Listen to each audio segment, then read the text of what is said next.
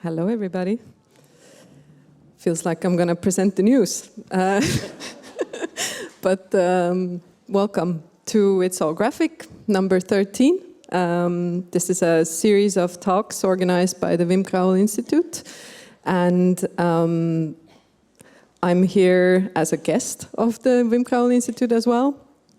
Today, we have a special theme for this lecture, which is called Other Typographies, Reshaping Language from Distinct Perspectives. We have 4 wonderful guests on the stage who all lead an exemplary practice in type design, typography, and are here to share their ideas, inspirations, and common grounds, hopefully, and maybe disagreements as well. Let's see.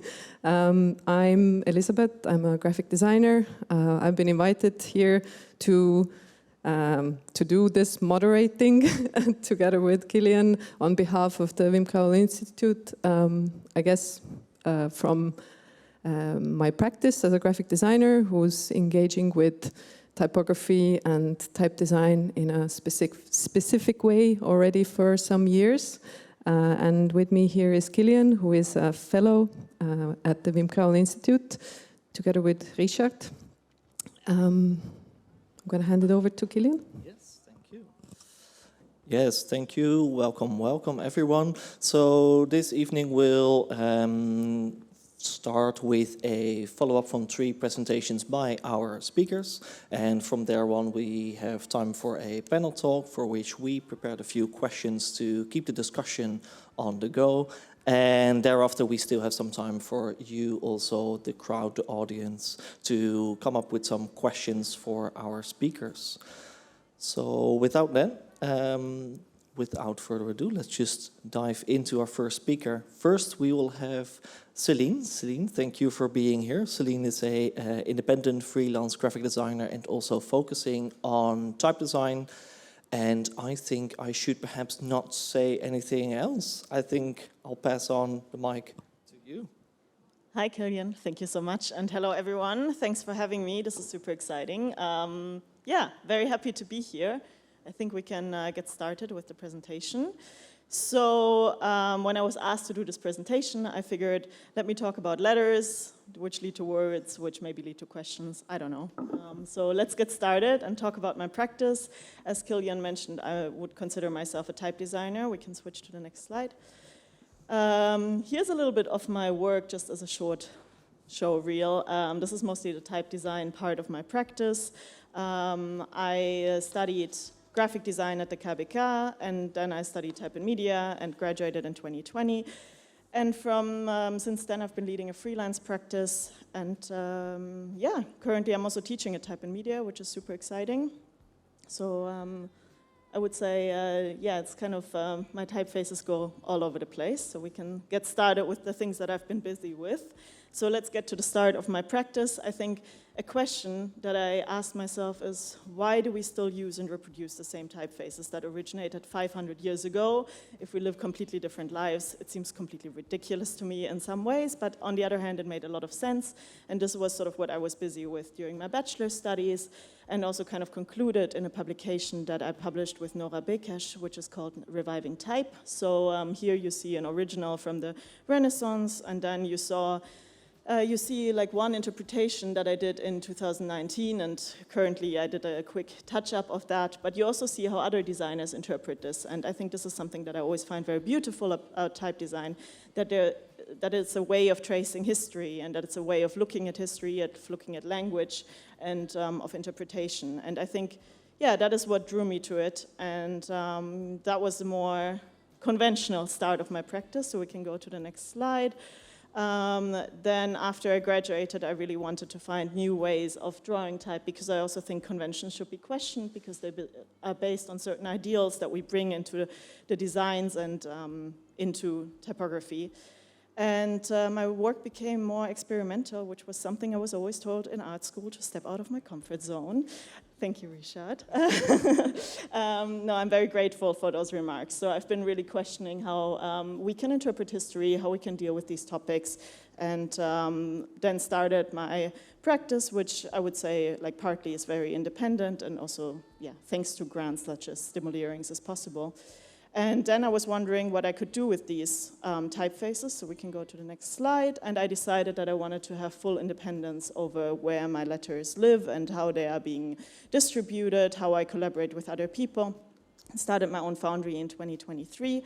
So this means I'm like, yeah, designing and selling my own typefaces, and many of them are in collaboration, and they're available online, which to me was very nice, also because the industry that I'm in is very male-dominated, which, yeah, is something, you know, to like think about if you're a younger woman, like how do you want to position yourself? And for me, it was important to have this autonomy because also my typefaces link a lot to my personal stories. Actually, my foundry is in a way an open diary, and you can encode that in any way you want. So we can go to the next slide. And it's, I think, something that also really struck me about type design is that you, of course, design tools that get used by other people. And this was this project that I did with Jan Egbers, who's sitting over there, which is called Gauche. We made this family, and I think what I thought was very fun about it is sort of asking myself, where would I want to see this in, and how can I continue customizing it? For instance, we did like a customization for an artwork, which is something I find very beautiful, to give an artist a voice, for Agustina Woodgate. And then also we did this collaboration with Jelle, who's also present, and All Sizes, where we included it in a literary magazine. And I think that is sort of what I love about type design, also that these typefaces are never really finished. Like, for instance, we should probably work on the bold italic, but that's for later, so we can go to the next slide. And yeah, so as I said, collaboration is really important, but also breaking free from the boundaries of what is type design and like how can I use it in other practices. Like, for instance, because I did some research in this archive of House Funded Book, I got to do a food performance there with my friends Trang Ha and Mattia Papp, who primarily lead a food practice. I just joined in on that, but to me that was a fascinating, yeah, coincidence. Or like working together with Studio Pointer on like really creating also, yeah, exhibitions around type and new tools around type. And then also, for instance, this with Katerina Petrovic earlier this year, we worked on this negative AI-generated Bible, which was super interesting, kind of looking into power structures. So as you can see, I really like working with artists rather than with other designers as well. So we can move on. So let me talk about another core part of my practice. Something that made me really sad was that at some point I spent 3 months on a silent meditation retreat, and I didn't speak or write or design or any of that in 2022. And I spent a lot of time in nature, and I got incredibly sad because the forests were like, I don't know, there was just not enough life there anymore in some way because of how we treat the environment, and it seemed very quiet. It was also way too warm for December. And based on that, I started researching a lot more how can I plant life, and sort of brought that into correlation with ornaments, and realized that I can also use my practice to maybe speak about these topics, such as climate change in some way, and turning my own grief and my own sadness about and anger about all of that into type. So there's a very emotional background into this, and that also again leads to history. So we can go to the next. And yeah, then again, like, okay, I just draw floral ornaments, it might not lead to anything, but actually I have a friend who owns a farm, and she has this organic farm, and she protects, for instance, orchids that are facing extinction because of climate change, and she's very active also in Italian politics. And with my work, we have this exchange that I design things for her, I get to do my own typefaces for it, and she does something with it and gives me a lot of knowledge, and we have a lot of conversations. So I think using it more as a tool to make other practices happen is something I like to do. And then, for instance, also here, this is a collaboration with Yamuna Fazani, where we talk a lot more about these sort of feelings of collaboration and feminism and themes of sort of unity and so on, and we bring it together in these textile artworks. And it's really a one-on-one collaboration and redefining how we can work together as young women in this whole art world and so on, rather with each other than against each other. So the next one.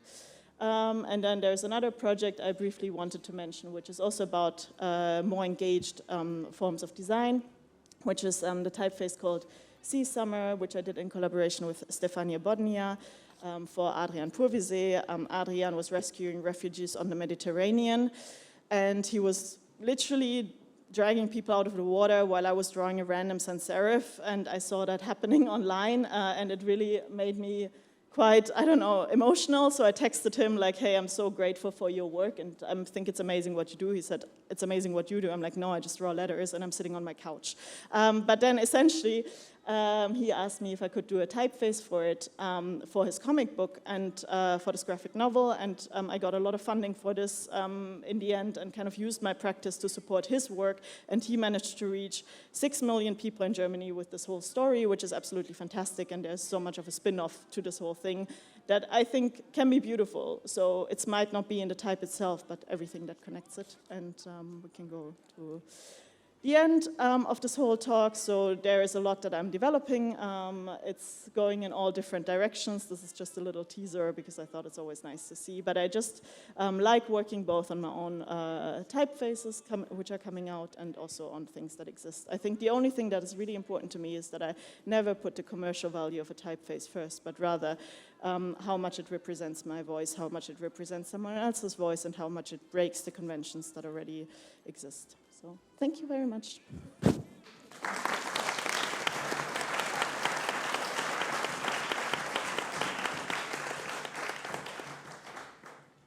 Thank you, Celine. We're gonna power on through then. Next up, we have Xiaoyan Gao.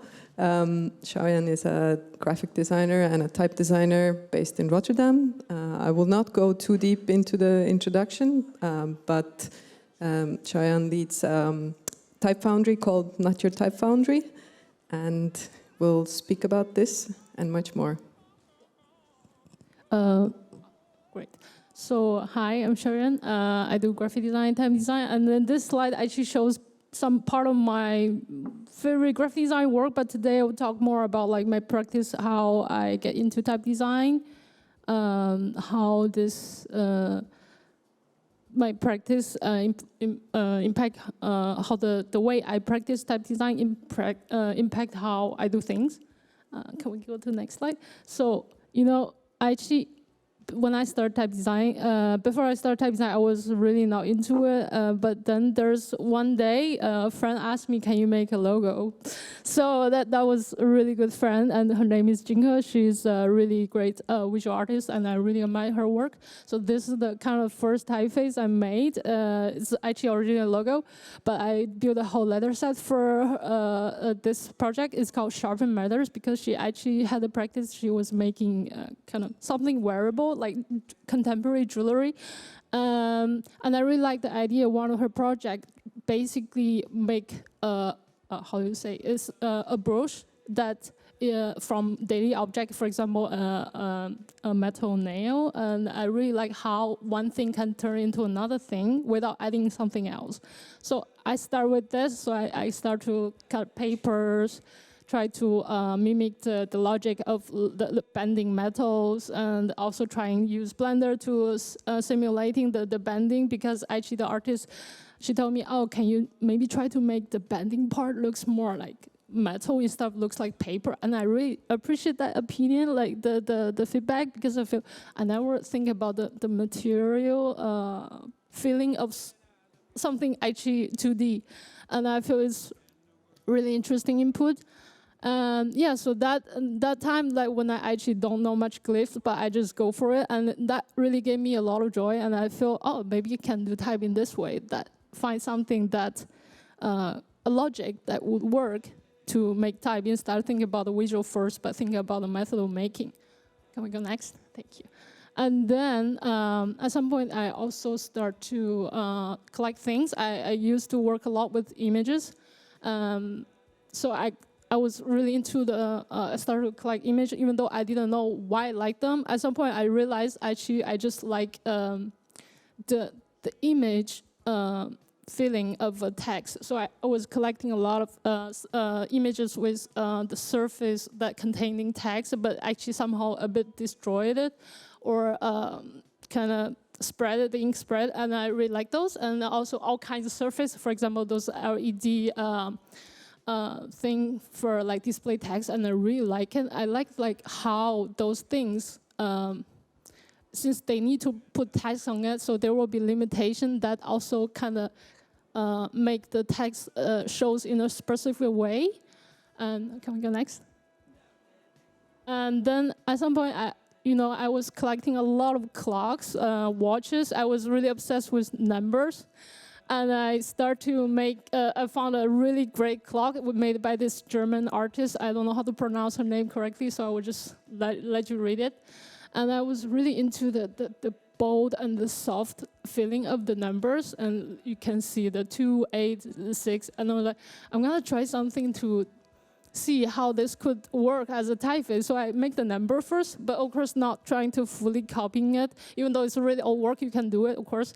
But I tried to find something that could work, and then I was like, maybe I can also try the letters. And I would try it. At that time, actually in China, since I'm originally from China, when we teach, like a teacher teach you how to write letters, they don't tell you what is ascender, descender, doesn't matter. So for me, actually, those kind of things doesn't exist. So I would just do it. So you can see there's no descender, but I kind of like it because it brings a really interesting feeling, at least for me. And then the interesting part is that to see how other people use your typeface. And I really enjoy that part, to see how other people use the font. Later on, after a year in 2022, actually after the first typeface, then I start to kind of refine it, because I realized because I start to like look more and more and then see how other people do things, or I just feel, maybe it's a bit too messy, or let's try to make something more, unified way of doing it. So I start to try the stroke in glyphs. So it was very interesting to try it, and it kind of shows, even though they are kind of same family, but I feel they somehow looks very different in a way when you like showing it in text. But yeah, that's when I start to try to take type design slightly more seriously, try to see how different approach, how it could impact the look of the typeface. Can we go next? After a while, I trying a few things. Of course, it's not linear way of telling, but so I start to questioning, like, but then because I try to learn type design through like YouTube, those great videos. I try, but I fall asleep after 5 minutes, and I have to restart.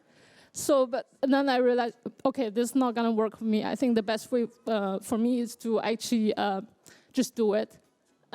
So I also started questioning, but I think this kind of way of learning could also maybe benefit other people. Also, I think for a lot of people, like, type design education is not so accessible, at least not for me. I can't afford it for now.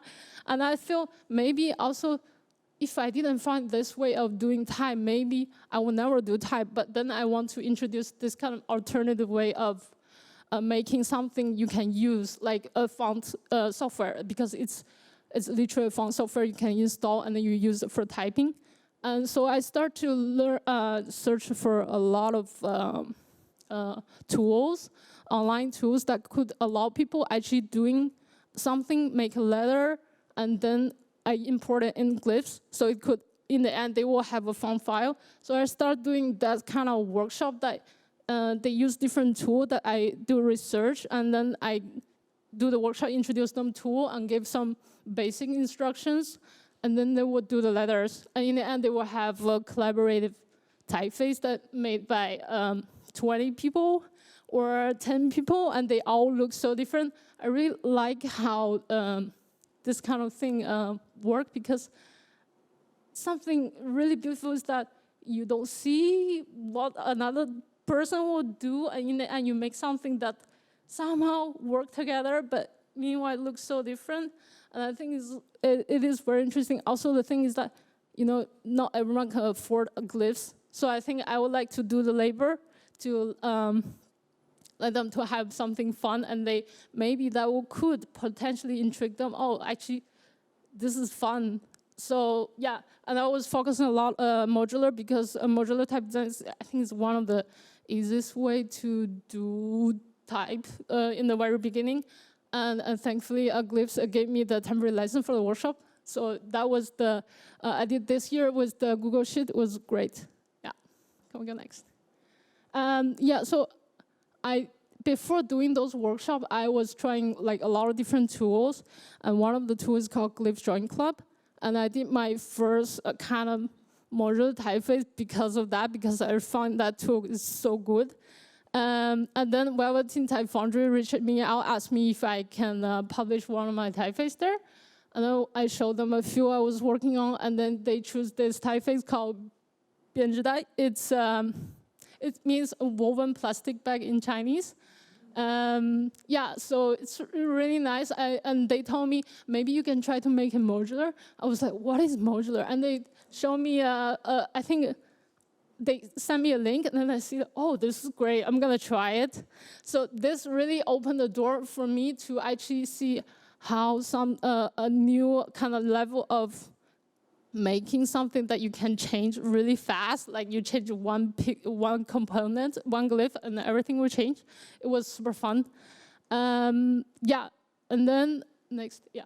And then after the previous one, and then I start to like trying to questioning, okay, but what else can I do with the modular fonts? So I start to also to get interested in color fonts and also the OpenType feature that is literally, I was really interested in the faking randomness on the OpenType feature called contextual alternative. And I was thinking, oh, that could be interesting if I let people type and then they can change color automatically. So I tried those things. Yeah, so the whole thing, also there's no designer again, so I really like to try those stuff. Yeah, next. And then after like trying so many things, I want to have a kind of, let's just try the outline for once, like draw the real like outline-based typeface. So I start to go back to my obsession with numbers and print, and then this really, I start actually in 2021, I started to be interested in those text on the expiration date, on X, the package. So I tried something, but it was not fully working, but I had the sketch stay somewhere. And one day I saw it again. I was like, I'm gonna do it a different way. And then this one works. So yeah, and then and can we go next? And then after that, this is something like I tried is about typing. I always curious how you can,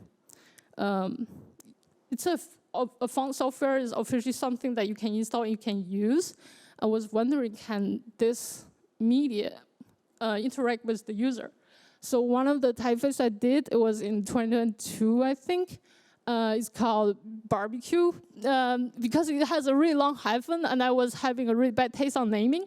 So this is the whole barbecue typeface is that when you shift between the cap lock and lowercase, the baseline will jump. So then you by doing it, you kind of composing something with your hand. Yeah, and then another typeface I tried. It's not released yet, but hopefully this year. It's a typeface I try to use. It's like CAPTCHA. I was really into those things, like those really kind of short, really distort text, but not fully. So I tried to also asking the question, when the typeface is not readable enough, is it still a typeface or is it an image? Yeah, so that's what I tried. Thank you.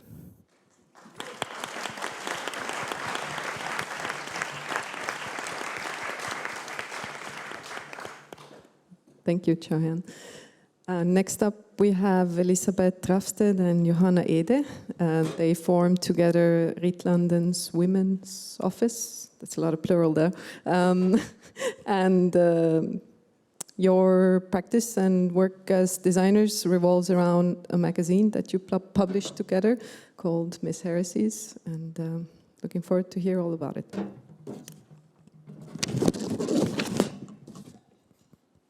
Thank you. Hi, everyone. So We're at London Women's Office, and we work together Mondays, Tuesdays, Thursdays, and Fridays in our studio in Amsterdam. We pay our rent by means of commissions and teaching jobs.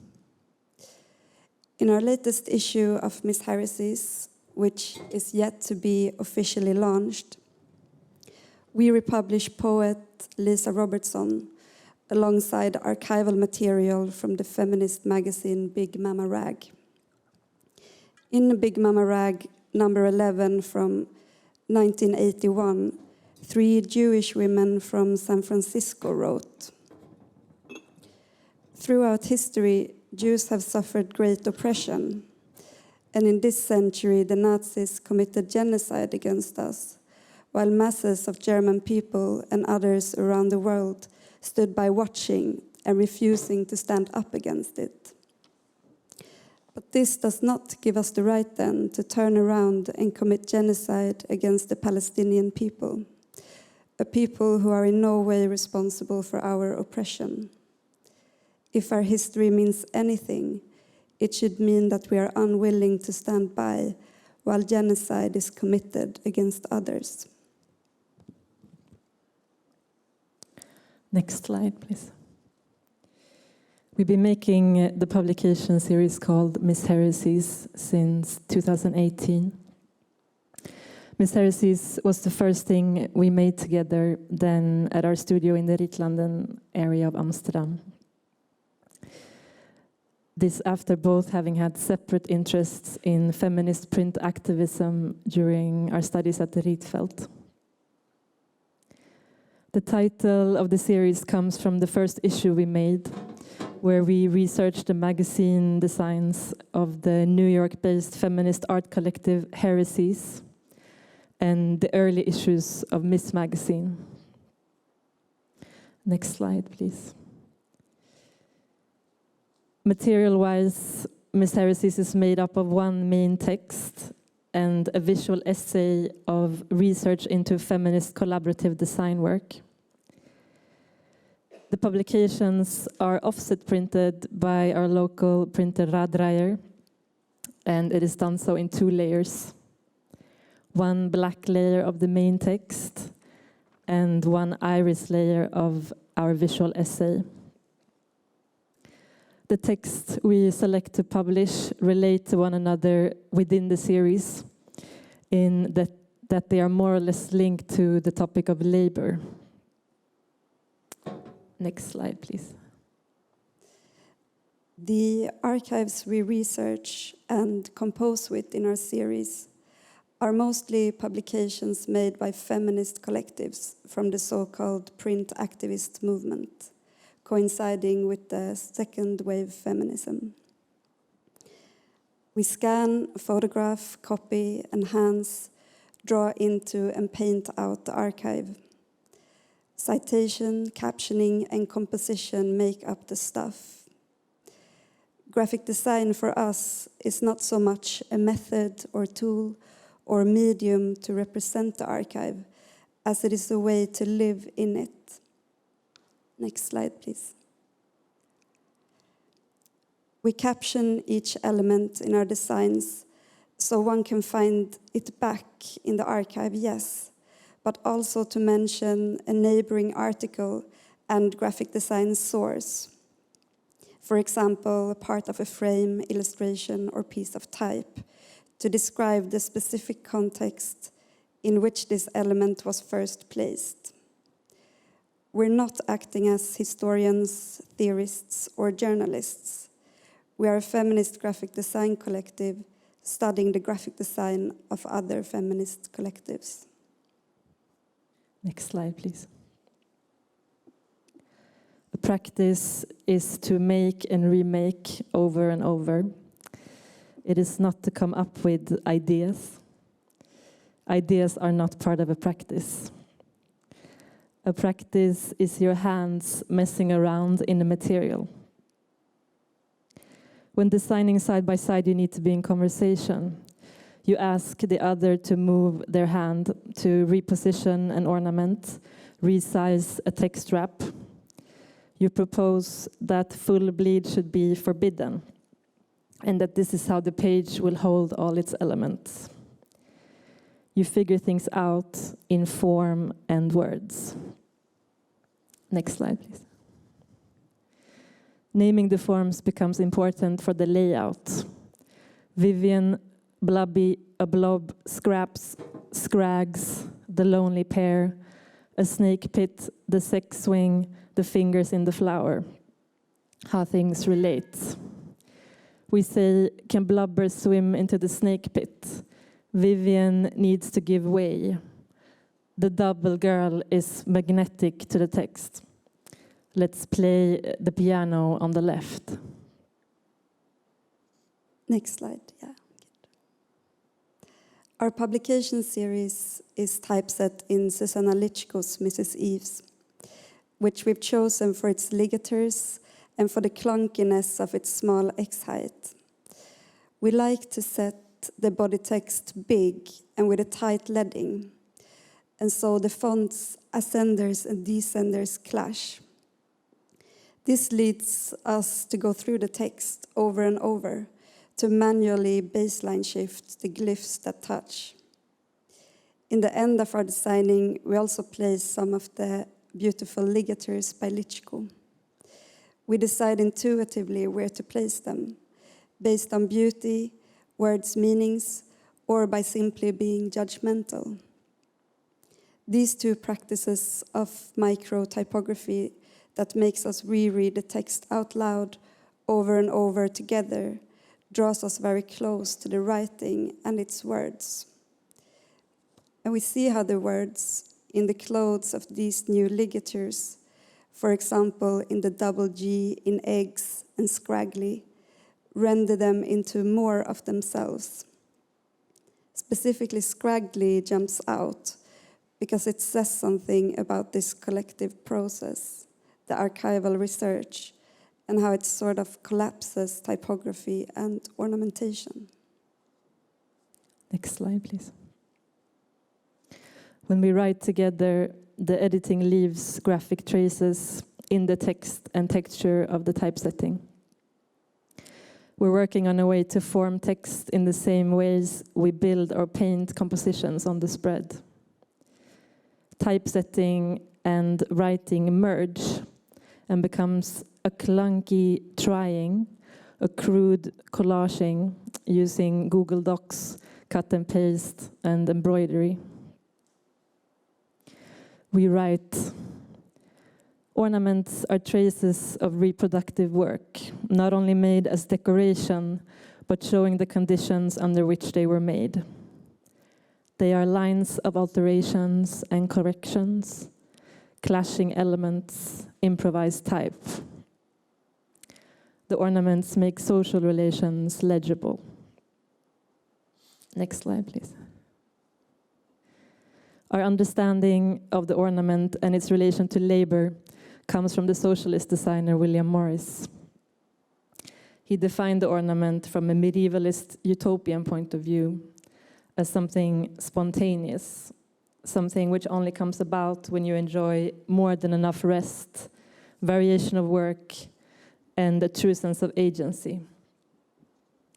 In the lecture by Morris from 1884, Useful Work versus Useless Toil, that we republished in Miss Heresies 2, he pictured this true ornamenting with an image of a person carving the function of the thing in production, and while at it, letting this carving erupt into ornaments.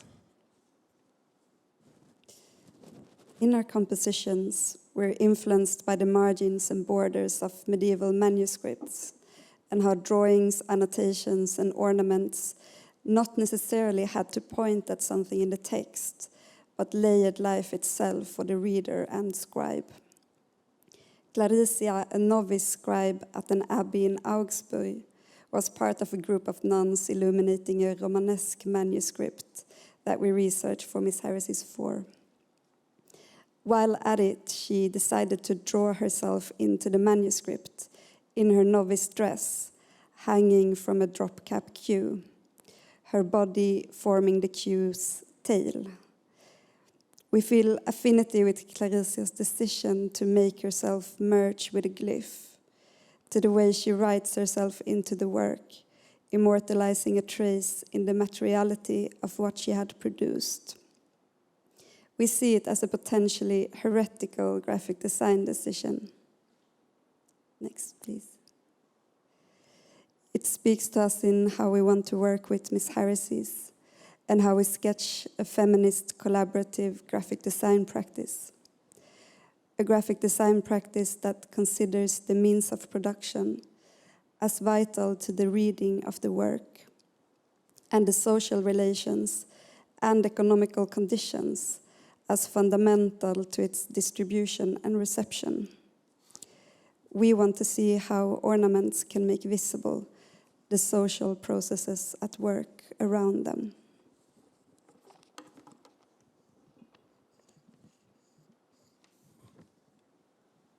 Thank you.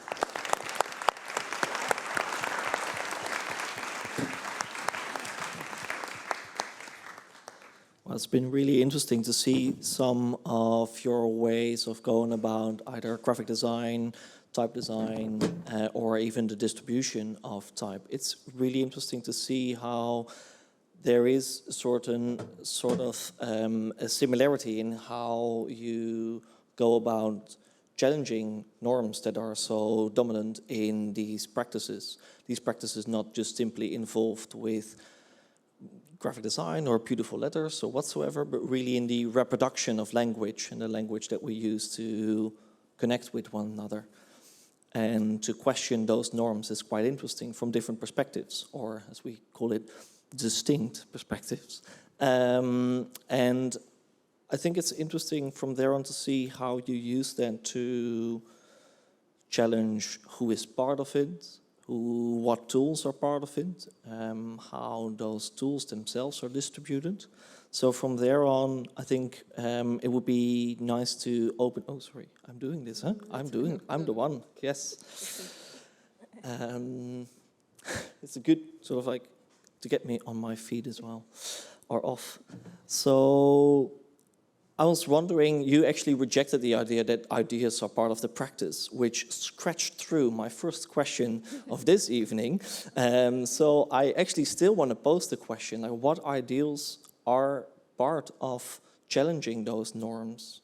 What ideals are central to your practice, and how do those ideals also inform the way that you go about a design process or go about connecting with other people in your work?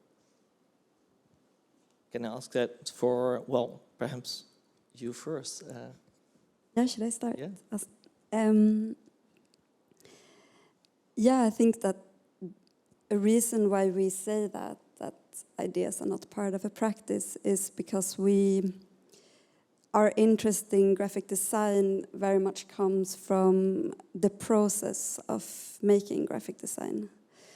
And this idea to have a concept that you start with, and then your work is kind of to execute that concept. That is to us not an interesting way to work. It also comes from being two. You know, you try things out, and you have to be in a constant conversation about what it is that you're doing and what it is that you're seeing and what's going to happen. And this is very that is a very wonderful thing when you work. I'm sure you can say something more, Johanna, as well. Yes, Celine, how's that for you? Are there ideals for you that are central to your practice, or can you relate to what has just been said? Yeah, I can jump onto this. I thought it was really nice that you mentioned your collaboration, which seems very much formed between the two of you. I think personally, I really, as you've seen from my work, I really like doing this by working with a lot of different people and sort of learning from their backgrounds and their environments. And I think also a lot happens in dialogue, so maybe I have a certain idea about how I don't know, think about politics, about history, about like all of these things. But I try to really develop that in conversation. So for instance, I showed the Sea Summer project, and I was working with Stefania Bodnia on this. We collaborate a lot. She's Ukrainian, so actually something that really informed the project, which is not visible in the project itself, was like sort of her background and working on this together while the occupation started, or while it was going on, and kind of discussing these things in a dialogue and how she views graphic design, and then that would re-inform my practice. So I think for me a lot comes from these kind of dialogues, and that then gets turned into the project. And yeah, I would say sort of usually I think listening is really important as a designer, and yeah, being open also to change an opinion and to alternate, yeah, so. Is that for you, Xarian? Well, I think for me, like how I work, it really depends on the context. But I usually try a lot of things, and then what you see is probably 10% of what I tried. So I try a lot of things. There's a lot of tests and errors. It will only work when I see, oh, this is going somewhere, but it's also very subjective.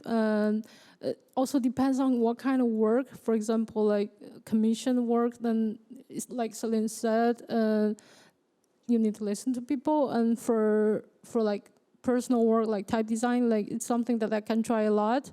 And also, for example, process making, I think that's also what really matters to me, that I need to think how I make things happen, and that will really impact a lot of the outcome. Yeah, does that answer the question? Okay. Yeah, definitely. Thank you. Thanks. Maybe leading from this, also after seeing all of your presentations and body of work, something that immediately kind of comes to mind or maybe starts to exist next to what's on the screen is the sort of expectations and conventions of typography and work around type design as well.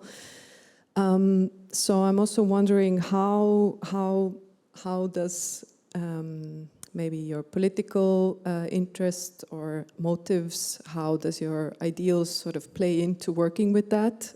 Is that something that you feel works alongside constantly as an undercurrent of such? And sorry, it's a threefold question, that should be illegal. Also, maybe it would be interesting to hear how do you relate something such as legibility to what you're busy with. You want to quote Susanna Lichko now? What did she say again? I mean, isn't she famous, Susanna Lichko? She's famous for saying you read best what you read most, or something like that. Or maybe it wasn't even she who said that. But it felt like that question about legibility. I mean, yeah, first I thought that that's just like the little extra thing on your question that is not so important. But I take it back because I feel that, like, for example, when we typeset the text together, Johanna and I, we let the text flow in a quite laborious way. So it's taking detours around the centered images, for example, in our publication, and it flows around them, and the text is very heavily hyphenated as well. And one could say that decreases the legibility of the text, but we think that it draws you closer to the text, that it makes you read it in maybe a different way. Maybe it's slower, maybe it's obstructed, but it doesn't necessarily mean that you don't get the message by reading a text that is shaped in that way. It could also be the other way, and also that also links to the process of making such designs, because that also draws you very close to the material and the text that you publish. So while actually doing graphic design, you study. And yeah, that I think is maybe interesting in relation to legibility. I have to say I'm personally really bored by the whole legibility discussion because I think there should be, I mean, I love that it comes up, but what I want to say about this is that I think sometimes people look at my typefaces and say like, but this isn't legible. And then I always say like, yeah, but it depends on the context. And I believe type always exists in a context because it's just always applied to different media. It's like applied to different sizes and all of that. And I find it very interesting, which also kind of touches upon what you've been saying, that you can really shape the way someone reads. Someone once said to me, what you're doing is the ultimate power move. I don't know how I relate to that, but like kind of basically manipulating how everyone reads information, how texts are being understood, read, felt, and I think this is something that I find very interesting to play with, to kind of seduce and to create an atmosphere, and sort of seeing type much more under those ideas, and sort of this idea of an atmosphere, of a voice. And I think that's where we kind of where we can kind of play with the conventions and also like question what was there in the past, and sort of, thinking about what it means to do a sans serif from a certain time period. Is it like really so modern to do a sans serif, which have been around for more than 100 years, you know? Like, there are certain ideas that come with that. And I think to round it off, like the way I've been developing my practice was really first learning all the conventions and understanding the history and like all of that to understand the layers. And then later on breaking free from it and questioning how fast would I want someone to read it? How would I want someone to feel while they read it? And all of that. So yeah, that's also why I really loved seeing your presentation. I think the thing I said before we were presenting was that it was so excited to see your work, because I'm always so happy if I also when I meet someone who does type design who hasn't studied at one of the major type programs, and sort of seeing another voice and background in that. So yeah, really love seeing that. Is that my turn? Well, for me, legibility is really the first thing that people questioning about my work, and so it's kind of interesting. And I kind of somehow, you see, my Type Foundry name is not your Type Foundry, so I already start to have that kind of joke that I think people won't like my typeface, but it's fine. I'm gonna have my own foundry. I do whatever. Yeah, and then actually in the beginning I never thought about the legibility, because I feel for me I can read it. It should be fine, right? But then when you see the in use, you see that how slow you read. Oh yeah, okay, this is kind of typeface that it take time to read, take efforts to read, but I think it's still readable. So I think it really depends on how you think about how you want to read. Like, you want to read fast, then go for like a really practical typeface, go for it. But if you want to have some fun and build something that looks more unique or have certain kind of vibe, I think then those unconventional, like more interesting looking typeface is more, it's better for that kind of purpose. So I think it really depends on the purpose. And for me, legibility doesn't come first. The way of making comes first, and then after testing, I will see, oh, maybe this is really not readable. I can't tell if this is E or O or yeah. And then I will start questioning, okay, how much I want it to be readable, what kind of extent. Maybe they read like for like 30 seconds, they can read it, and then they'll be fine, even though it's a bit hard. So I don't tend to make it totally like readable, as in it's not my main purpose, but it will be part of my consideration afterwards, after like I test so many times, or I already release it, and then I realize, okay, maybe this part can be adjusted. So I always kind of like, I do type design, it's like developers doing like, how to say, like version 1.1, when version 1.2 is more like continuously working on something. Yeah. Yeah, great. I think that in a way, the sort of like the legibility discussion is already coming up with a way of thinking about it that is not so much concerned with the legibility itself, but probably the discussion around it is much more about questioning these norms and practices in the first place. So when we bring that in a longer time span, in a longer relation, as I think some of you already do, showing how you're very moved and interested in medieval manuscripts or reviving type or whatsoever, I think we have a very strong legacy of design history that is already telling us different perspectives on either being very outspoken about also your own personal identity or placing that identity submissive to the work or almost hiding in this attempt of neutral communication and whatsoever. So I think that brings me to the next question, which I'd like to ask you on how important the identity of the maker is behind the work. Could I ask Celine, so comfortable to start on that question? Of course.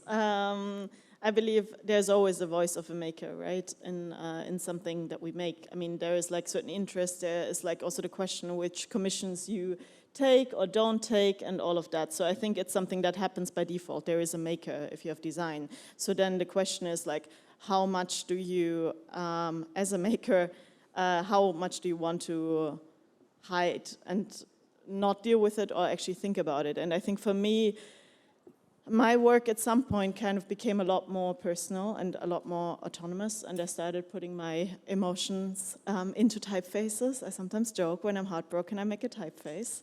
All of that. You can think about that. Anyways, but I think this is like something that I like to play with, sort of this idea, because for me it's also like, it is a way of like dealing with things that happen in my life and so on, but I do like to also attach that to more general ideas. And I think in that I somehow also took a lot of inspiration from other practices, from artistic practices, from music.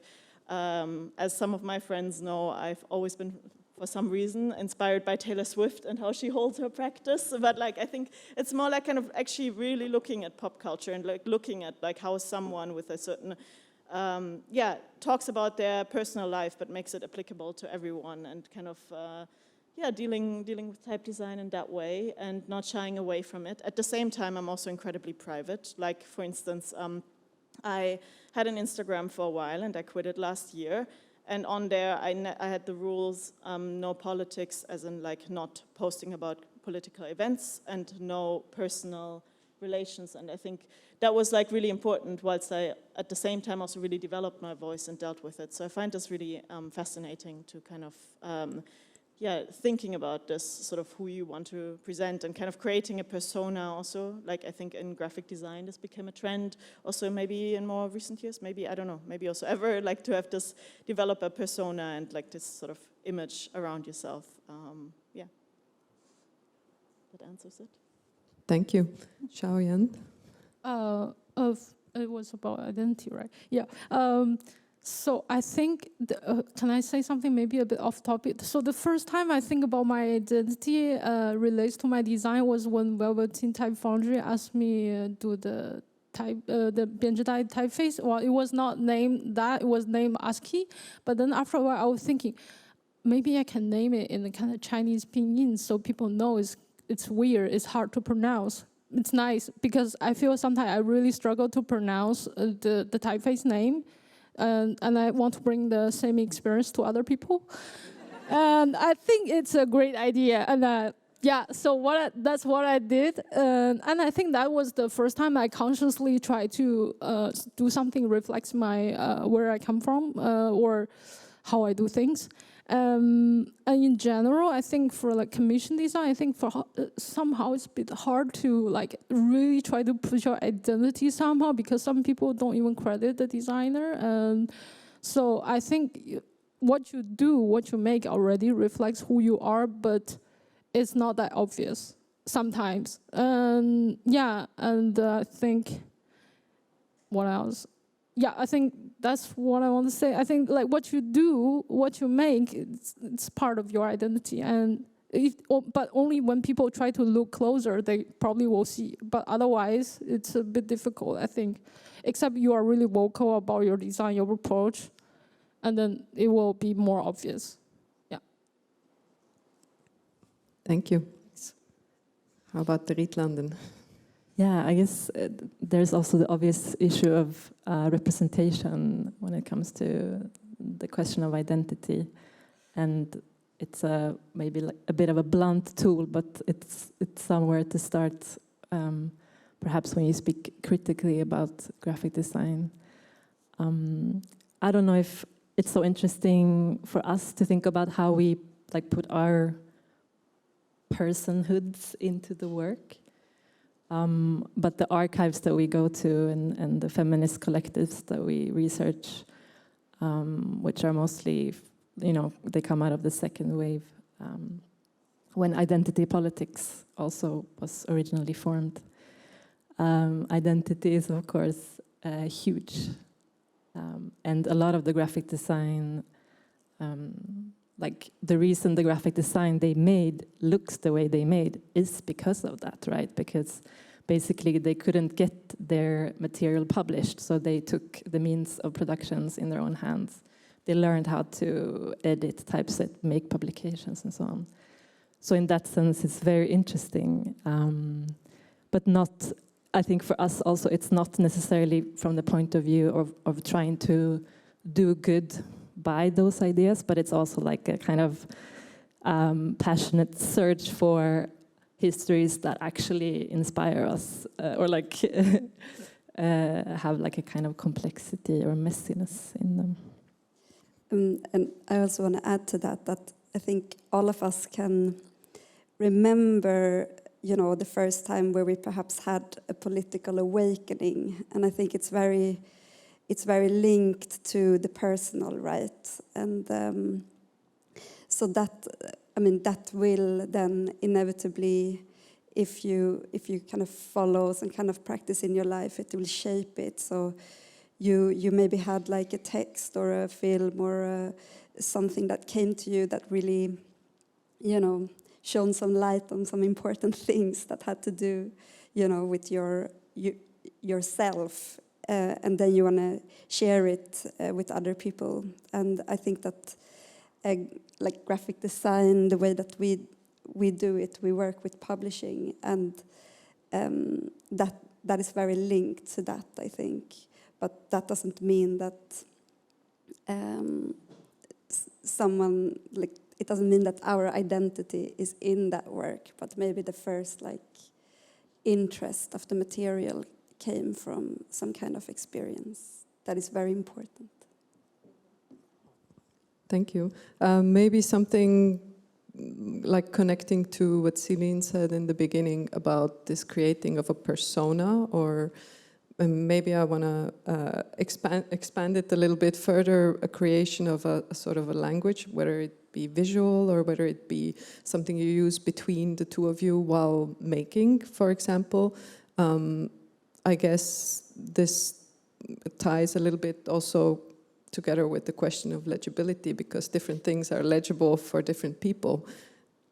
So specific type of languages or specific type of approaches also connect to others. So I'm wondering if there is something, is that something conscious within your practices of speaking to certain people through how you make them? Anyone? Can I start? I mean, I think when you have a collaborative practice, when you work with your friend, for example, or someone else, another collaborator, you do work together, and you kind of do work for that person. And then those other persons who might once, get to see the work that you do, they become so unimportant. So yeah, and sometimes I think that this idea of the graphic designer being like the sender of information and knowing exactly how anticipating how the receiver will, read the work.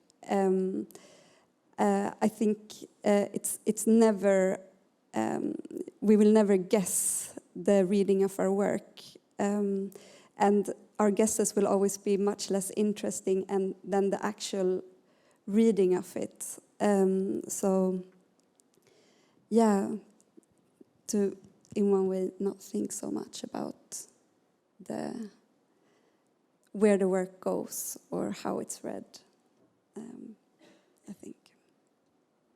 I think from my end, by selling typefaces, it's very interesting to always see where they end up. And I think so much has to do with the promotion of it. And just because, for instance, I use a lot of floral elements and I don't know, I'm a woman in this whole industry. I receive very often like requests for like because I get the trial font requests where someone is like, can I test this for my publication on gardening, for my publication on, I don't know, female rage, and like these type of topics. I get a lot of like student projects and so on. And I think this is down to the way I market the type and the way I display it. While, for instance, a friend of mine just mostly gets more like tech requests, or another one gets more high fashion requests. It's just, I think it's like the words you use in your specimens and the way you put that out. And I think for me that I'm very happy with this sort of environment that I'm in. I'm also very aware of that, of course. Most of my type is pretty much exclusively extended for Latin, so there's, of course, I try to cover as many languages as I can, and with some I'm working with Cyrillic natives to like get that in there as well. But this is the environment that I function in, and this is just tied to language and technical limitations, so I think it's also a good thing to kind of think about. And you can, of course, also expand your audiences by collaborating and reaching to audiences. For instance, maybe this is something we can talk about, because you were working for Charlotte, you mentioned, on the Solitype project, which is really great. Charlotte Rode and Vivian Hoffmann did the Solitype project that many of you might know. And I think, for instance, that was a great way of like expanding into another network and like kind of having your type used for other projects. So I was very grateful for that platform. So maybe, yeah, I'm curious actually what your type gets used for. That's very interesting. Honestly, you know, I actually recently my bestseller, I would say that. It's like, I never expected it would sell so much. It was Common Sense. It's the font I released in 2024. But you know what? I barely see anyone send me what they made. So I actually don't know what, like I know a few, like Elizabeth used it for Metropolism, and there's, I use it myself for Valise, the 2025 catalog. And then I just don't know. And there's maybe one artist use it for their lamp or something, and from Iceland. There's a lot of people writing, because I usually gave a form for people writing the reasoning for like what they want to use the typeface for. It's sometimes I receive a text as in I just want to collect it. I was like, oh, nice, thank you for giving me some nice payment. Yeah, thank you. But then it's like, for me, like I'm really like somehow in the dark. I don't know what people use for my typeface. Like seriously, and the most I know, like people credit me when they use the open source ones, the one distributed by Velveteen. That is very interesting, because wines went to the Portugal culture municipality and their city hall, kind of the big screen. I was really shocked, because I would never imagine something like actually looks funny being in such a serious place. But yeah, so most of the time I don't know what they did with my font. So I tried to did a few open call. Please send me some photos of what you did with it. But it's like, I barely get it, even though I know they have it. But yeah, I don't know for other people how they experience that. Like for you, do you see a lot of like what they use with your font? Yeah, I think quite from time to time, but I always write it also in my emails. Like I try to write my emails very personally. Ah, okay, and write like, oh, I always love to see where my letters end up. Okay, like now I learned. People feel more pressure. Yeah, I just worry that I will spam people, and I was like, maybe I should not ask, but I really want to ask. But yeah. Thanks. I also am wondering how much of the distribution and circulation of heresies, like how do you deal with that? Are you aware of where it ends up? Is that something you're you're busy and concerned with, because lots of the issues are out of print. Yeah, we have, they're flying around. That's the nice thing with printed matter, that you have no idea where it's going or who lends it to who, or we're not so concerned with it.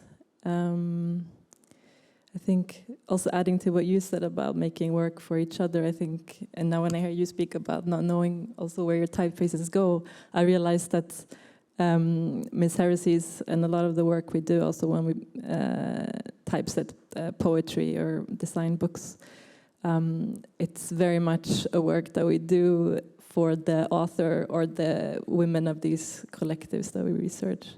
So that's, I think we're more concerned with that moment when we send Miss Heresies to, if the author is still alive, to them and to those whose archive we've gone into.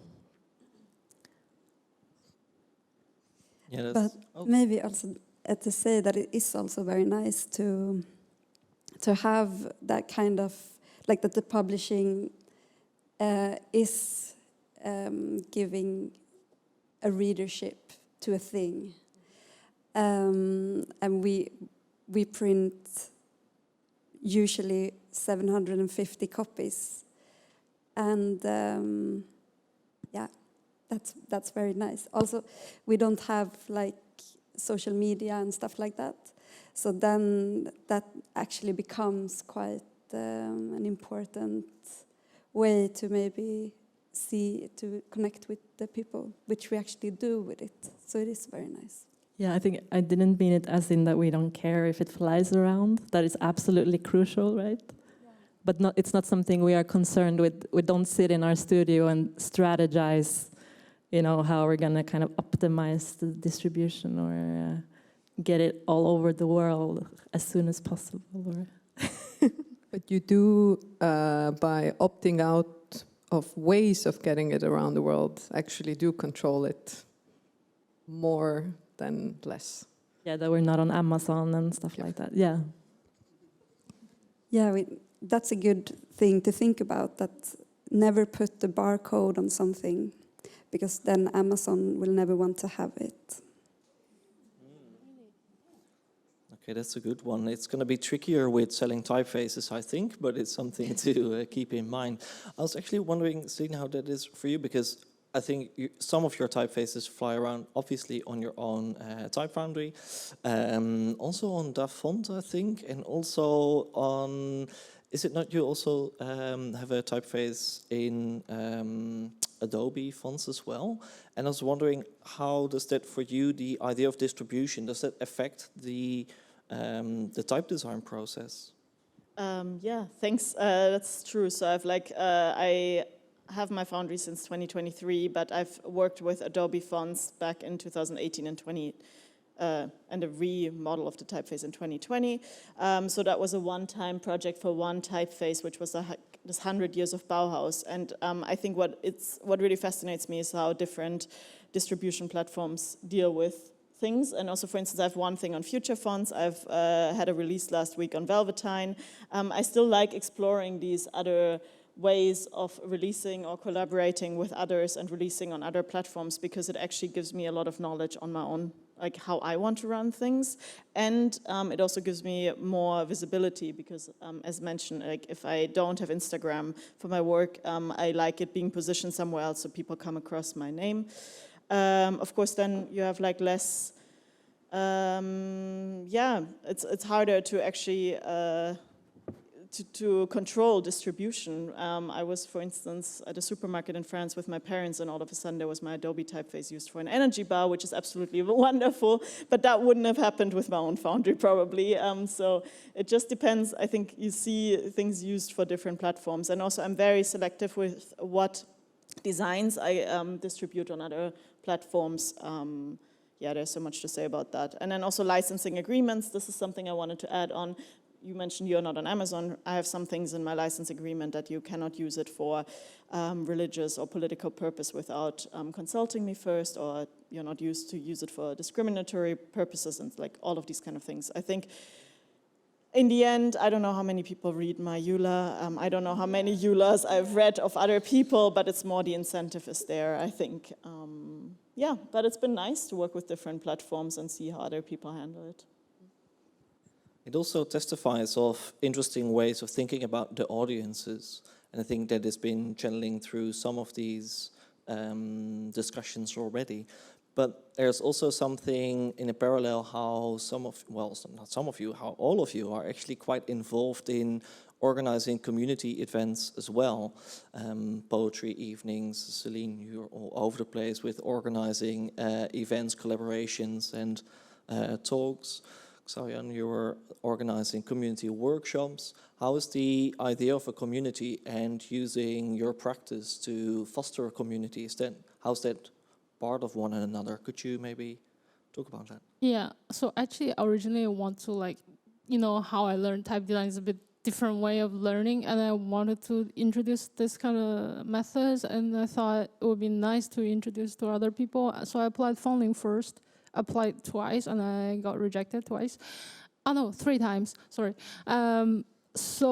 But I got lucky somehow because the head of department in the graphic design, Arnhem, and she helped me. She asked me what I want to do, and I said I want to do workshop. And she invited me for the project month in the artist in 2023, and that was the first workshop I did.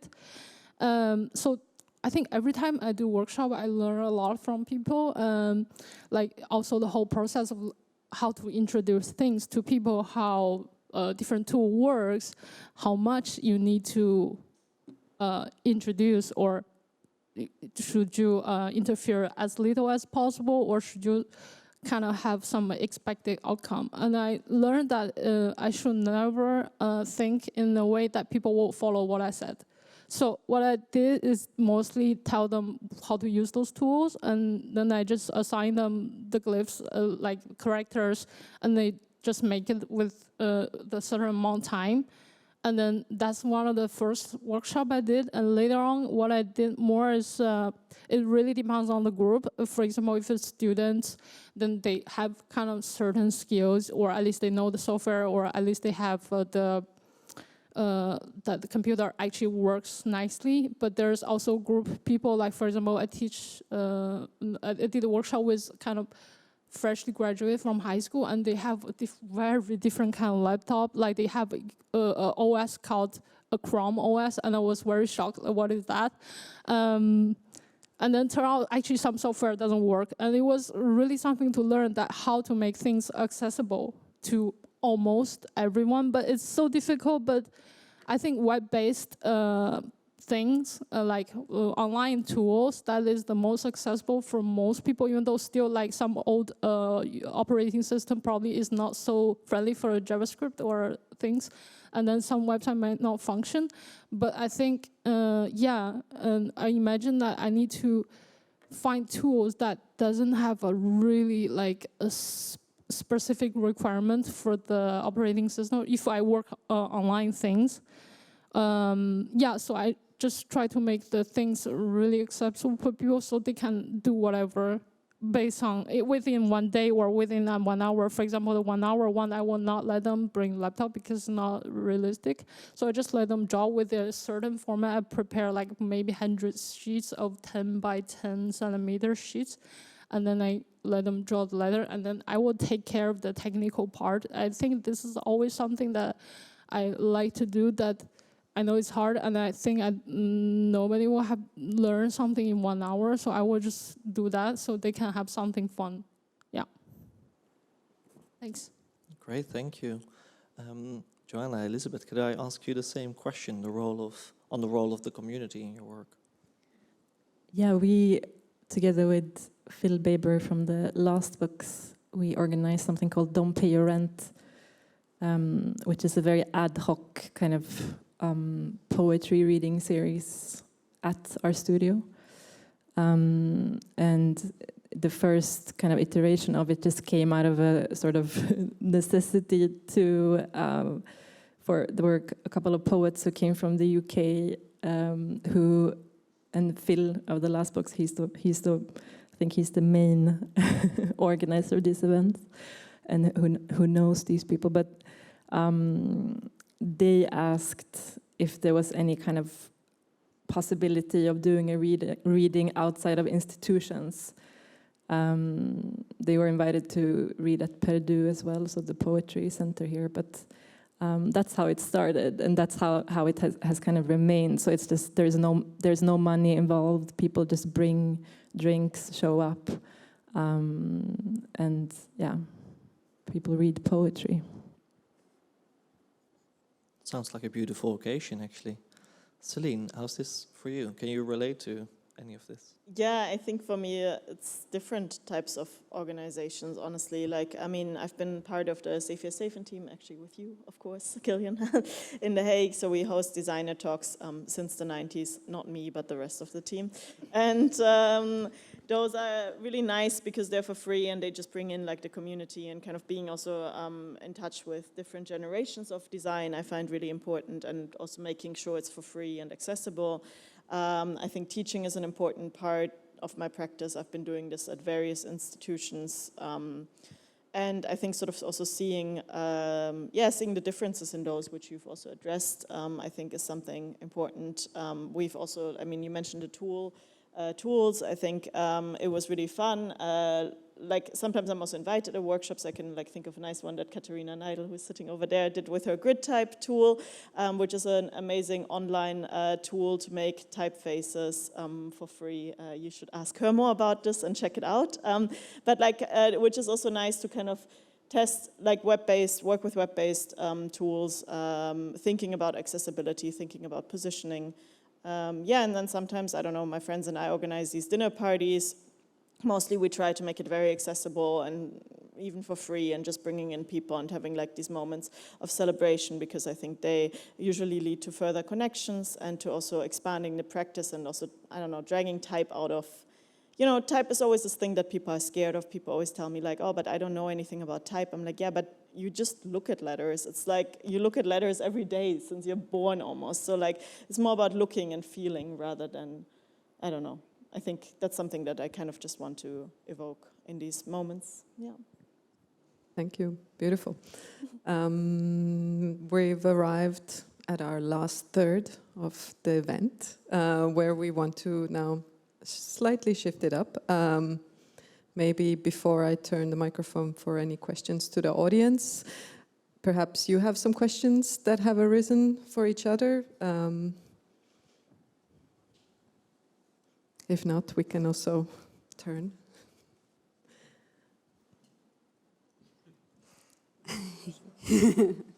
I have a question. Is it good money-wise to draw typefaces?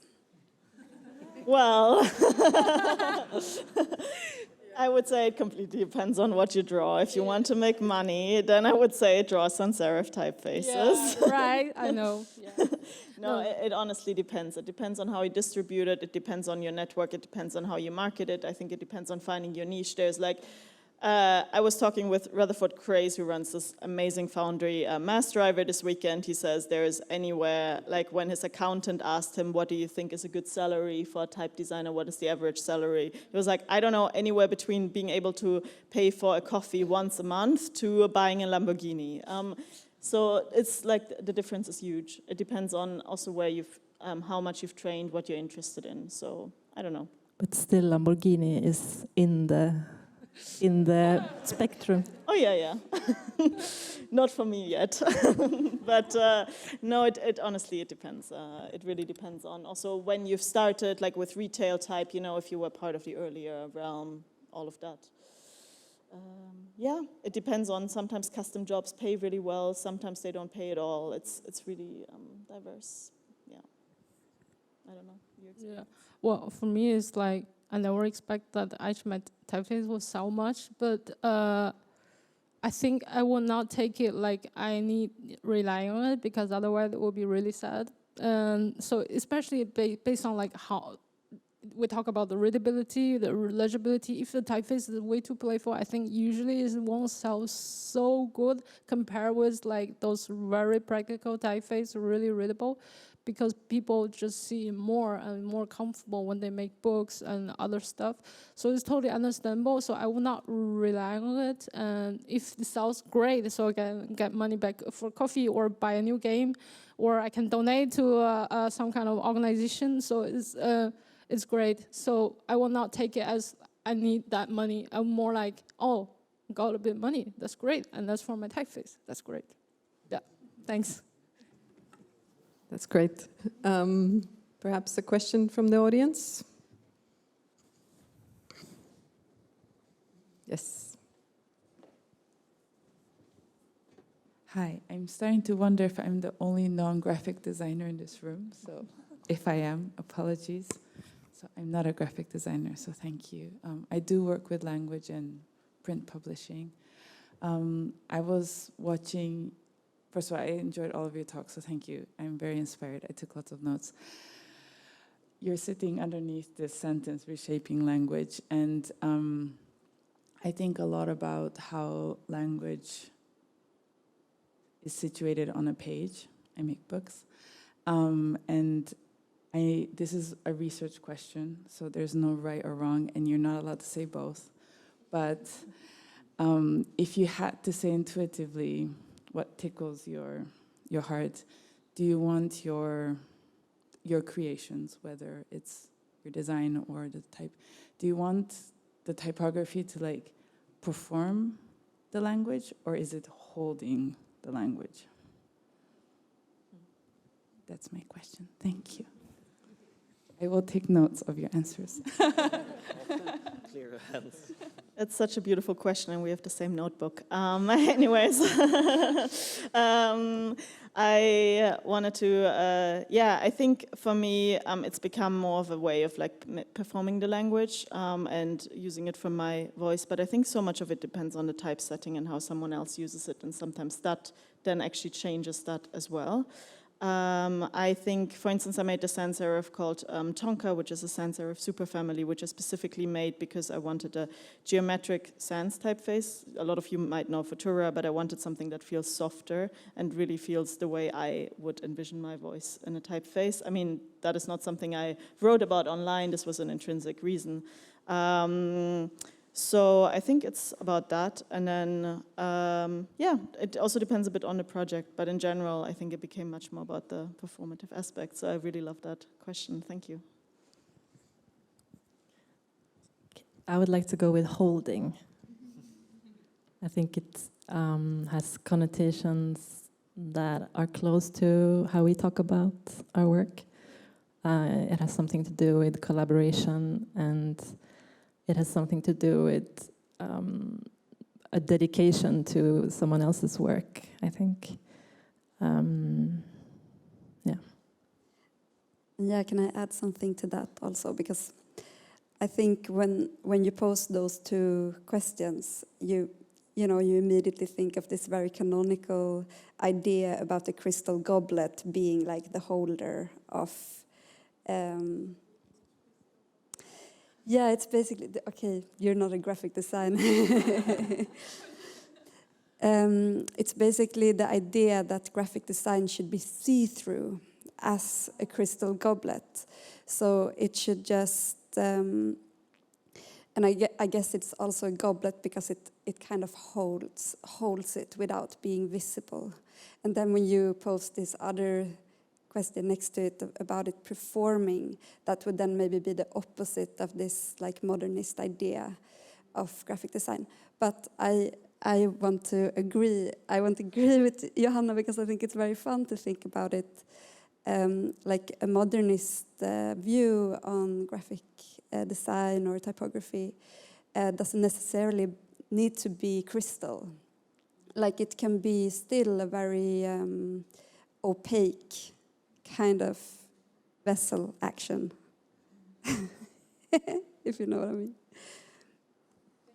Thank you for the question. I think I still feel type design usually for me is building a tool that you can use it for text, but I think it really depends on who uses that tool. For example, some people use the traditional typewriter to make ASCII art, make a graphic novel, but there's also people just use it to write text or write their love story, whatever. So I think it really depends on the person use it, what's their intention and how they want to use it. I think it can be both. It could be any kind of thing based on how you use it. Yeah.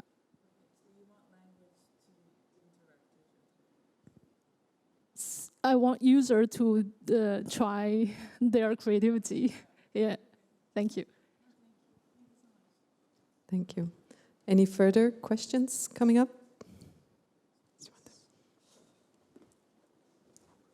Get some little exercise on the go. Hi, first I want to say the whole L word, legibility, is so, it's completely overrated because it's so subjective. Like if you got people from the Middle Ages that have only seen a Gutenberg Bible, they wouldn't be able to read that, which is, supposed to be, this technically a legible typeface. As David Carson said, that legibility is not communication. Anyway, but a more lighthearted question is more for the type designers. What kind of usage would you absolutely love to see from your typefaces? Like, what kind of usage of your typeface would really make you extremely happy? I think, you can dream big. I think honestly, I always just love when it gets used in the context of nature reserves and those kind of contexts. I think it's really beautiful. I get really happy actually when it gets, of course, you could have the big vanity projects that it gets used on Times Square in big or something. But honestly, the thing that really touches me is when a friend uses it for, I don't know, their wedding invitation and or their birth card or a license I've given away for free. Actually, the most beautiful usage I have is that my dad asked me if I could install it on Word, on his MacBook on Word, and he writes his diary in it, and he has absolutely no ideas about design, and that just that is probably my favorite usage. Yeah. So this is very much my Miss Universe answer to make me relatable. But no, I think honestly the personal stuff. And then on top of that, if it gets used for things that I stand for politically. Okay, thank you. For me, I think there's a few queer community try to reach me out, ask if they can use my typeface, and then one of these from one of the campaign for Zolitype, and then it was called Momo, and they asked if they can use it for logo, and I checked, they totally squeezed the typeface, which is funny because usually because that typeface is really a texture based, and if you squeeze it, it looks weird. And then they asked if they can use it, and I said, well, yeah. Totally, you can use it. Honestly, it's nice you ask because some people don't even ask, so feel free to use it. And I think I enjoy to see people probably not trained as designer, and I want to see how they use type, and because that's something usually is unexpected, and I like to see those things, and usually it's really fun. Yeah, that's. Yeah, but in general, I like everything, but usually those people actually try really different things, how they use the fonts, and I feel it's fun. Yeah. Yeah. Thank you. Thank you. Is there anyone else posing a question? I think it's also quite a nice question of thinking about the usage, because even that usage really comes back to one of the sort of the starting points in questioning the norms that are so strong in graphic design, and that the both of you are so excited for it to be used by people who might not identify themselves as graphic designers, or probably will try to squeeze it into word art. I think that's quite an interesting way of thinking about how to distribute the tools as well. Absolutely. Do we have another question? We have some time still. Could I add one little thing to this? I think it also comes, I have to say, from a certain amount of privilege, being able to say this, that I'm happy if it gets used for free by someone for free in these kind of minor contexts, because also I have different, I would say I've set myself up in a way that I have different streams of income and so on, so that makes it actually possible that I can give away things for free, and that is not the case for every foundry. So I just wanted to add that to it, because otherwise it all seems too much like a fairy tale and completely unreasonable. That's good. Do we have? Oh, we do have, yes.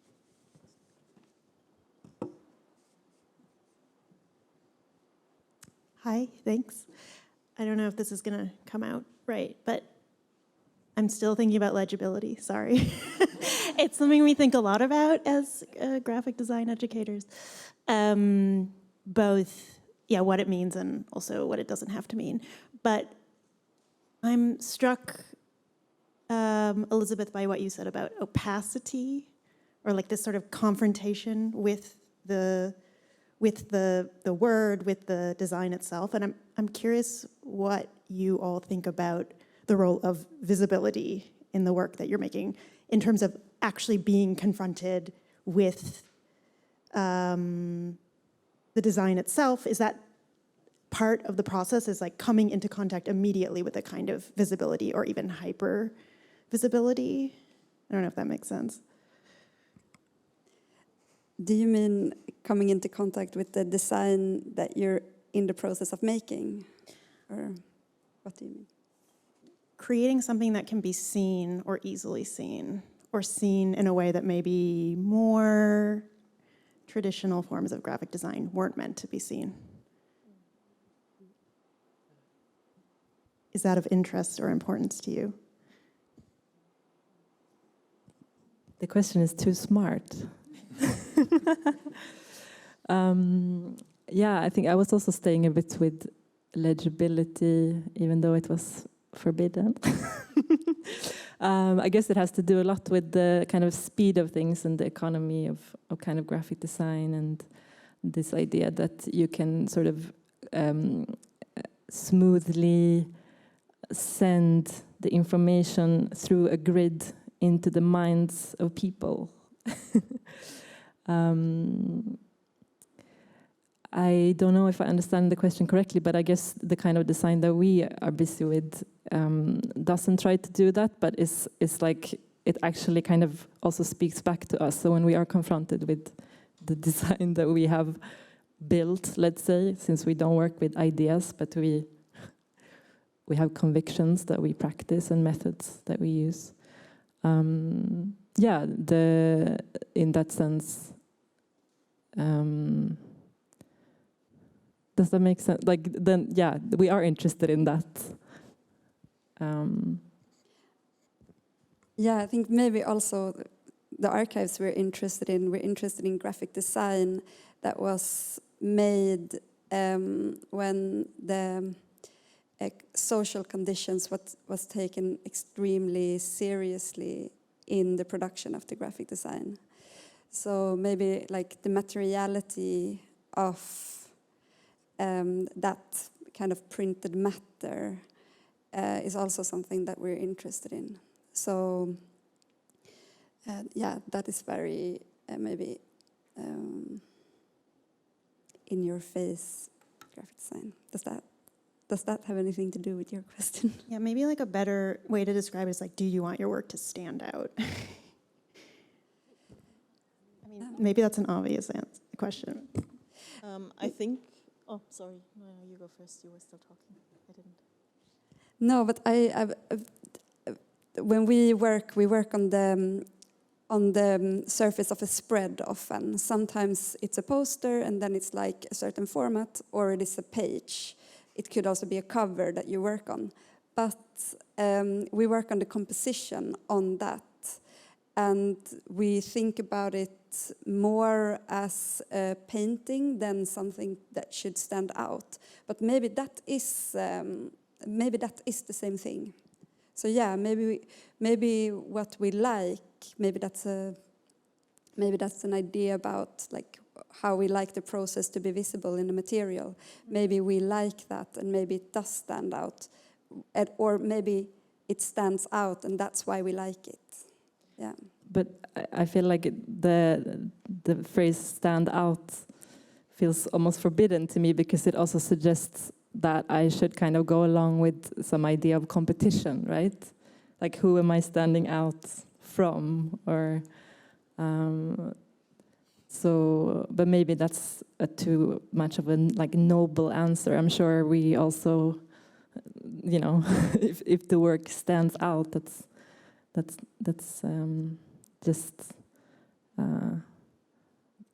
that's also maybe something we can enjoy. But yeah, it's not necessarily the aim of the work.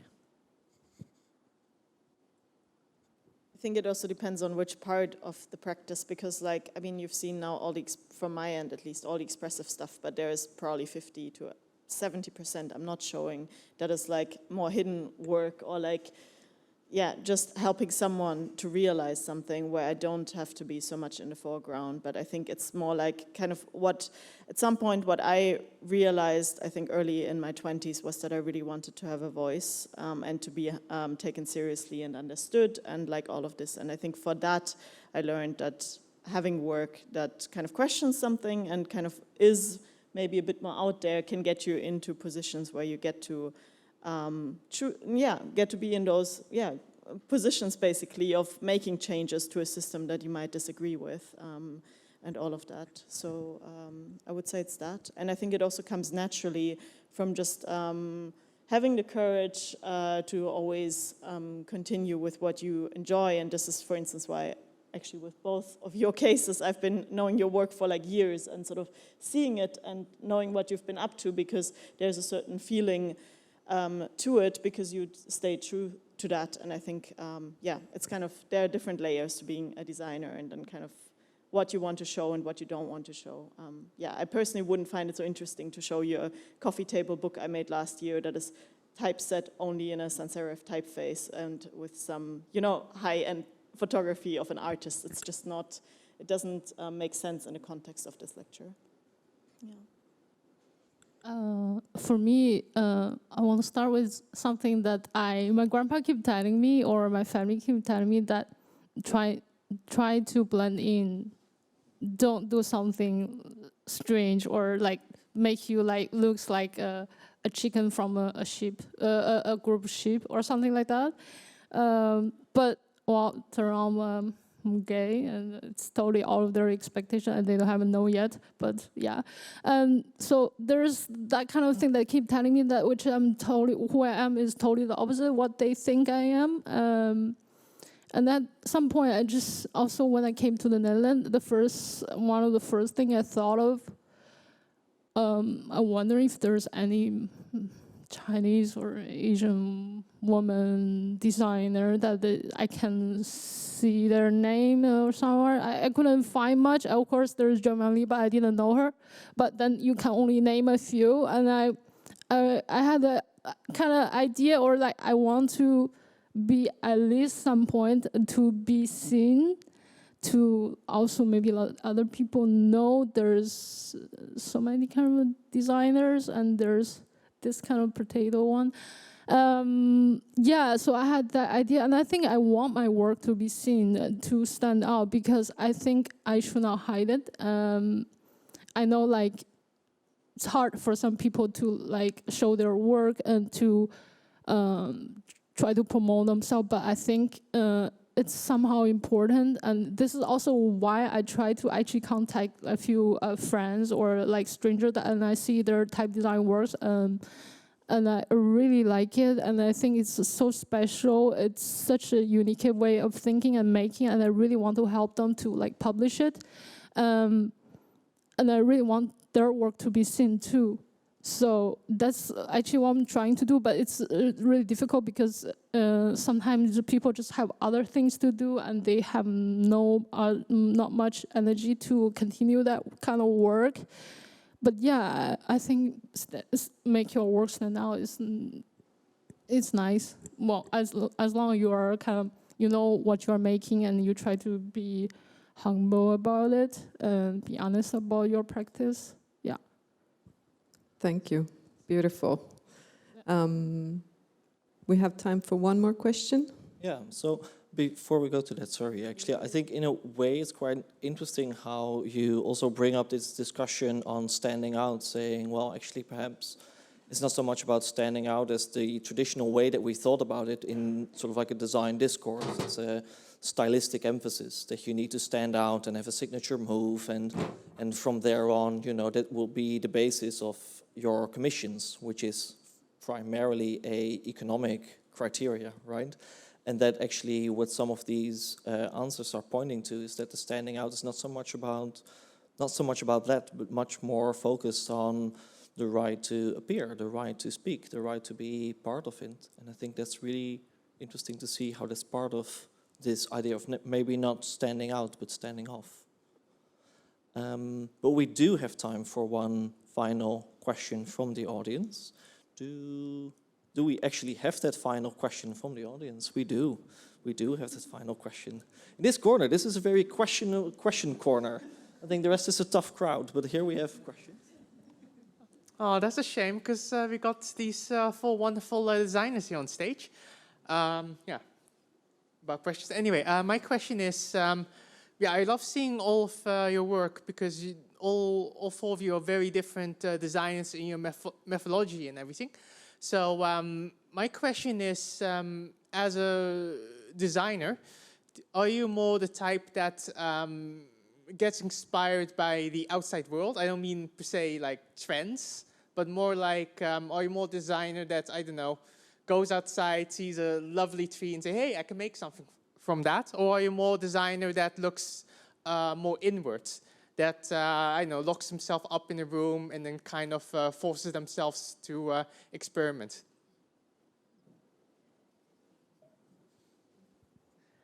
I think we absolutely look outwards and look to the works of the work of others and each other, I suppose. It would be difficult if you and me were hiding in our separate rooms, digging inwards. Also, working in education is really informative to our work. And like when you work with students, you really get so much, most of all of the process, like how to do things. So yeah, that's a big part as well. I think for me it's like, I think there's a mix of both always happening simultaneously, and I think I personally, it's a bit cliche, but I decided at some point early on in my life that there's no difference between my life and my practice and my work, and like it all intermingles and it all intertwines, and I do really find moments of introspection very important, of having those different types of practices basically, but also just going and seeing exhibitions and seeing my friends and all of that. Yeah. I think for me it's also a mix of both, or I think you said three things, but maybe make mix of three. For me, there's no certain way of working that is always gonna work out. So I often, if the first method is not working, then I try the second one or try the third one. I think I also actually do, as I mentioned, a lot of images, like I don't even remember. But I sometimes look at them, but sometimes maybe I just actually look at once and then I just keep in my mind. But I try not look at designers' work because I find it's so easily get influenced, and then you probably end up doing something very similar, and I really don't want it. Even though being original is super difficult nowadays, but I try to, like, if I have to find references, I try to find something totally out of the design thing. For example, maybe I'll just checking those watches that is not necessarily about type design, but more about how the way of displaying those text, and it's more about that. And I try to find how that system works. I really try, for reference, I really try to find something that is not the design work, that is more interesting to look at. Also try not to follow something like a trend. I mean, having a trend is not a problem. It just for me, I just really don't want to make something too similar to others. So yeah, and going out is nice. Make it good for your mental health. Yeah, so yeah. Thank you. This is a great moment to turn ourselves towards the outside again. It's been a wonderful time with you all, speaking about community, ideals, no ideals, politicalities, emotions, softness. And with this, we can round up tonight. Yes, because there is still plenty of time for questions, but unfortunately not here, but downstairs. Better atmosphere, I think, for questions anyways, down to the bar. But before we do, I, of course, have a lot of people to thank. And, of course, I want to start with thanking the speakers, Xiaoyan, Celine, Johanna, and, of course, Elizabeth. Thank you for being part of this. Thank you, Elizabeth, for being part of this. Bruni is also here. Thank you, Bruni, for being part of this, organizing this as well. And of course, I have to thank the Wim Crouwel Institute, I should know the name by now, for hosting this event and co-hosting this with Pakhuis de Zwijger. Thank you very much. Michelle, also thank you for organizing this. We have a photographer, Jordi van de Vette. Thank you very much for being here as well. And I should say that this event, and actually all the other events from the It's All Graphic series, are made possible due to funding from the Picture Right funds. And of course, I want to invite for a tiny roundup word you. Sorry. Yes. What's happening on September? That's a good thing. Sorry for slapping you. September is interesting month because we have on the 10th of September another next upcoming event from the Wim Crouwel Institute on a very intriguing subject, which I will not tell yet, but keep tuned and we will tell you at some point. Yes, that's good, no? Yes, I got that covered. Could I ask to the stage for a final word the member of Wim Crouwel Institute, Els van der Bas. There's a lot to think of. Oh yes, I could. Yeah, thanks. I would like to thank on behalf of the Wim Crouwel Institute, of which I'm a member of the board, Kilian and Elizabeth for your wonderful moderation. So give them a big applause. Also to the speakers, thank you so much. Just to tell you what the Wim Crouwel Institute is doing, we're sort of trying to support and look into the future of design and graphic design in interconnection with different disciplines and society, of course.